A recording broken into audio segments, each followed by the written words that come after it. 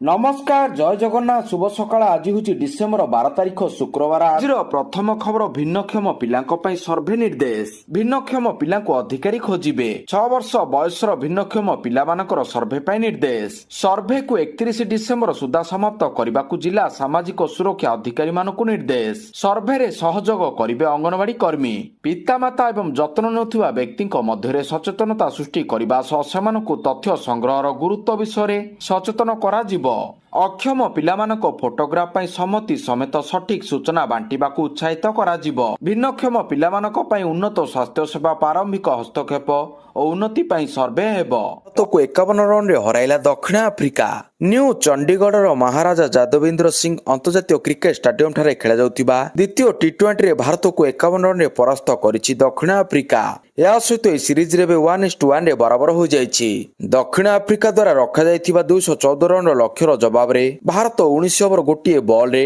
162 run करी all out हो जाइतिला Bharat पक्षरु Tilak Varma 62 run करथिबा बेले जितेश शर्मा 27 रन और अक्षर पटेल 21 रन करथिले हार्दिक पांड्या 20 रन करथिले दक्षिण आफ्रिका पक्षरु ओटनेल बाटमान 4टी विकेट नेइतिबा बेले मार्को जॉनसन लुंगी एनगिडी और लुथो सिंपला 2टी लेखे विकेट नेइतिले ए मैच रे भारत टॉस जीति प्रथमे बॉलिंग करथिला दक्षिण आफ्रिकार ओपनर रेजा हेंड्रिक्स मात्र 8 रन करी आउट हो जाइतिबा बेले अन्यतम ओपनर क्विंटन डिको विस्फोरक बैटिंग रो प्रदर्शन करी मात्र 46 बॉल रे 9 रन करथिले भारत पक्षरु वरुण चक्रवर्ती 2टी और अक्षर पटेल गोटे विकेट नेइतिले परवर्ती खबर क्षमा मागिले इंडिगो अध्यक्ष इंडिगो संकट भितर क्षमा मागिले अध्यक्ष विक्रम सिंह मेहटा इंडिगो एयरलाइंस किछि दिन हबो एक बड़ संकटर सम्मुखीन होइतिला जहा द्वारा यात्री माने बहु असुविधार सम्मुखीन होइतिले एति लागि जहा यात्री मानकु बहुत असुविधार सम्मुखीन कराइतिला अध्यक्ष विक्रम सिंह मेहटा तांकर प्रथम वीडियो वार्ता रे यात्री मानकु निशर्त क्षमा मागिछंती से स्वीकार करिछंती जे विमान कंपनी सेमानकु निराश करिछि परवर्ती खबर प्रसिद्ध तिरुपति मंदिर रे नकली घिओ परे नकली सिल्क दुर्नीतिर पर्दाफाश नकली घिओ परे नकली सिल्क कपड़ार महा घोटला सामना को तिरुमाला तिरुपति देवस्थानम रे 2015 रु 2025 मध्यरु नकली रेशम चुनी जोगा जाइथिबा जणा पड़िछि 2015 रु 2025 पर्यंत एक दशंधि धरी आंध्र प्रदेश रे प्रसिद्ध तिरुमाला मंदिर परिचालना करथिबा ट्रस्ट तिरुमाला तिरुपति देवस्थानम टीटीडी रे 53 कोटी टंकार एक रेशम चुनी दुर्नीतिर पर्दाफाश होइछि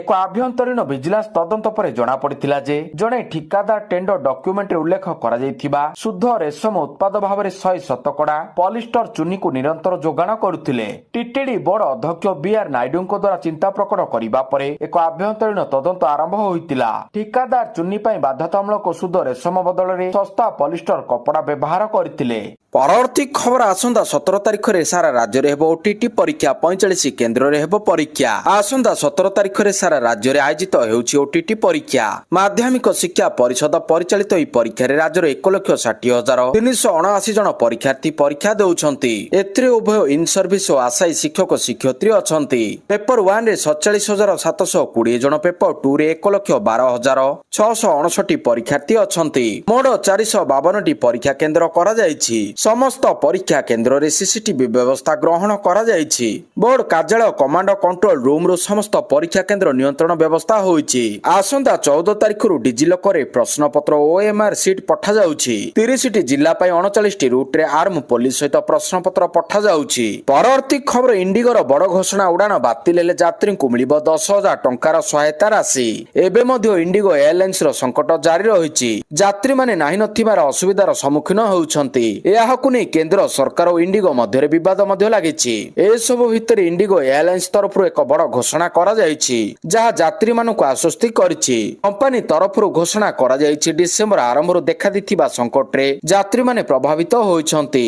तेनु सेमानकु 10,000 टंका लेखाई सहायता मिलिबो एई भाउचर माध्यम रे से गोटे वर्ष मध्य केबे मध्य टिकेट बुकिंग पई व्यवहार करि परिबे परवर्ती खबर 11 माओवादी विरोध में चार्जसीट दाखल राउरकेला बांके पथर खणि 4,000 किलो विस्फोरक लुट घटना एनआईए 11 माओवादी विरोध में चार्जसीट दाखल करिछि एई घटना रे 1000 पृष्ठा संबलित चार्जसीट दाखल सह एनआईए तदंत जारी रखिछि राउरकेला रे एक पथर खणि को विस्फोरक नेबा आनिबा समय सीपीआई माओवादी टेरर ऑर्गेनाइजेशन सदस्य माने याहाकु लुट करथिले परवर्ती खबर भुवनेश्वर रे आयोजित राज्य स्तरीय नियुक्ति मेला रे 591 जन को नियुक्ति पत्र बांटिले मुख्यमंत्री मोहन चरण ମାଝୀ ମୁଖ୍ୟମନ୍ତ୍ରୀ ପୂର୍ତ୍ତ ବିଭାଗ ଜଳ ସମ୍ପଦ ବିଭାଗ ନଗର ଉନ୍ନୟନ ବିଭାଗର ନବ ନିଯୁକ୍ତଙ୍କୁ ନିଯୁକ୍ତି ପତ୍ର ବାଣ୍ଟିଲେ।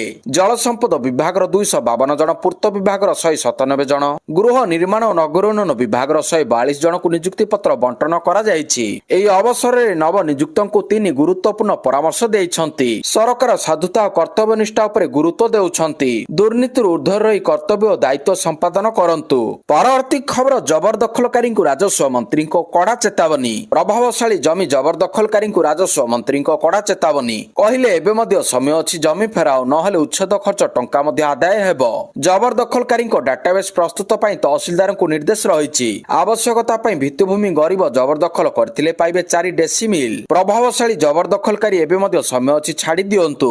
ପରବର୍ତ୍ତୀ ଖବର, 6 ମାସ ଭିତରେ ତଟରକ୍ଷୀ ବାହିନୀ ସେନାକୁ ମିଳିବ ଅପଡେଟ୍ ଧ୍ରୁବ ହେଲିକପ୍ଟର। ଭାରତୀୟ ତଟରକ୍ଷୀ ବାହିନୀ ଏବଂ ଭାରତୀୟ ନୌସେନାକୁ ମିଳିବ ଅପଡେଟ୍ ଧ୍ରୁବ ହେଲିକପ୍ଟର। ମିଳିଥିବା ସୂଚନା ଅନୁସାରେ ଜଣେ ବରିଷ୍ଠ ଅଧିକାରୀ କହିଛନ୍ତି ଏହି ଅପଡେଟ୍ ପର୍ଯ୍ୟାୟକ୍ରମେ କାର୍ଯ୍ୟକାରୀ କରାଯିବ, ଯାହାପରେ ପ୍ରାୟ 6 ମାସ ଭିତରେ ଆଧୁନିକ ହେଲିକପ୍ଟର ଗୁଡ଼ିକୁ ଆଇସିଜି ଏବଂ ନୌସେନାକୁ ହସ୍ତାନ୍ତର କରାଯିବ।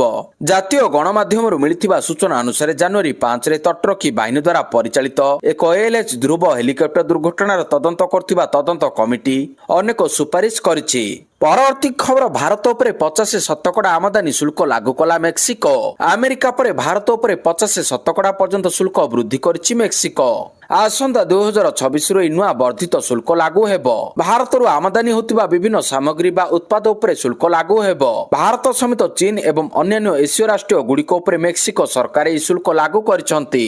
ଗତ ବୁଧବାର ସିନେଟରେ ଏହି ସଂକ୍ରାନ୍ତ ବିଲ୍ ପାସ୍ ହୋଇଛି। ବିଲ୍ ସପକ୍ଷରେ 76ଟି ଭୋଟ ମିଳିଥିବା ବେଳେ 5ଟି ବିରୋଧରେ ଏବଂ 35 ସଦସ୍ୟ ଭୋଟଦାନରୁ ବିରତ ରହିଥିଲେ। ପରବର୍ତ୍ତୀ ଖବର, ମାଲକାନଗିରିରେ ସରିଲା ଉପମୁଖ୍ୟମନ୍ତ୍ରୀ କେବି ସିଂହଦେଓଙ୍କ ବୈଠକ। ମାଲକାନଗିରିରେ ପହଞ୍ଚି MB-26 ହିଂସା ଘଟଣାର ସରଜମିନ ତଦନ୍ତ କରିଛନ୍ତି ଉପମୁଖ୍ୟମନ୍ତ୍ରୀ କେବି ସିଂହଦେଓ। MB-26 ହିଂସାକୁ ନେଇ ବରିଷ୍ଠ ଅଧିକାରୀଙ୍କ ସହ ଆଲୋଚନା କରିଛନ୍ତି। ଉପମୁଖ୍ୟମନ୍ତ୍ରୀଙ୍କ ସହ ରହିଛନ୍ତି ମନ୍ତ୍ରୀ ଗୋକୁଳାନନ୍ଦ ମଲ୍ଲିକ। ଏମିତି ରହିଛି ସ୍ଥିତି, ସେ ନେଇ ଦୁଇ ଗୋଷ୍ଠୀ ସହ ଆଲୋଚନା କରିଛନ୍ତି କେବି ସିଂହଦେଓ। ପରବର୍ତ୍ତୀ ଖବର, ଭାରତ ଆସିବେ ନେତାନ୍ୟାହୁ। ବୁଧବାର ଇସ୍ରାଏଲ ପ୍ରଧାନମନ୍ତ୍ରୀ ବେଞ୍ଜାମିନ ନେତାନ୍ୟାହୁ ଏବଂ ପ୍ରଧାନମନ୍ତ୍ରୀ ମୋଦିଙ୍କ ମଧ୍ୟରେ ଫୋନ ମାଧ୍ୟମରେ ଆଲୋଚନା ପରେ ଇସ୍ରାଏଲ ପ୍ରଧାନମନ୍ତ୍ରୀଙ୍କ କାର୍ଯ୍ୟାଳୟ ଦାବି କରିଛି ଯେ ଦୁଇ ନେତା ଖୁବ୍ ଶୀଘ୍ର ସାକ୍ଷାତ କରିବେ। ଦିଲ୍ଲୀ ବିସ୍ଫୋରଣ ପରେ ପ୍ରଧାନମନ୍ତ୍ରୀ ମୋଦି ଏବଂ ବେଞ୍ଜାମିନ ନେତାନ୍ୟାହୁଙ୍କ ମଧ୍ୟରେ ଏହି ସାକ୍ଷାତ ପ୍ରଥମ ହେବ। ଉଭୟ ନେତା ଆତଙ୍କବାଦ ପ୍ରତି ଶୂନ୍ୟ ସହନଶୀଳତା ରଖିଛନ୍ତି। ଗୋଟିଏ ଦିନ ପୂର୍ବରୁ ଫୋନ ମାଧ୍ୟମରେ ଆଲୋଚନା ସମୟରେ ପ୍ରଧାନମନ୍ତ୍ରୀ ମୋଦି ଏବଂ ନେତାନ୍ୟାହୁ ଆତଙ୍କବାଦ ବିରୋଧରେ କଠୋର ଆଭିମୁଖ୍ୟ ମଧ୍ୟ ଗ୍ରହଣ କରିଥିଲେ। ଫଳସ୍ୱରୂପ ଦୁଇ ନେତାଙ୍କ ମଧ୍ୟରେ ସମ୍ଭାବ୍ୟ ସାକ୍ଷାତ ପାକିସ୍ତାନରେ ହଇଚଇ ସୃଷ୍ଟି କରିବ ବୋଲି ନିଶ୍ଚିତ ହୋଇଛି। ପରବର୍ତ୍ତୀ ଖବର, ପୁରୀ ଜିଲ୍ଲାରେ 3 ବେଳାଭୂମିରେ ହେବ ବ୍ଲୁ ଫ୍ଲାଗ ବିଚ୍। ପୁରୀ ଜିଲ୍ଲାର 3 ବେଳାଭୂମିକୁ ବ୍ଲୁ ଫ୍ଲାଗ ବିଚ୍ରେ ରୂପାନ୍ତର କରାଯିବ। ଏନେଇ ପ୍ରଶାସନିକ ପଦକ୍ଷେପ ନିଆଯାଇଛି।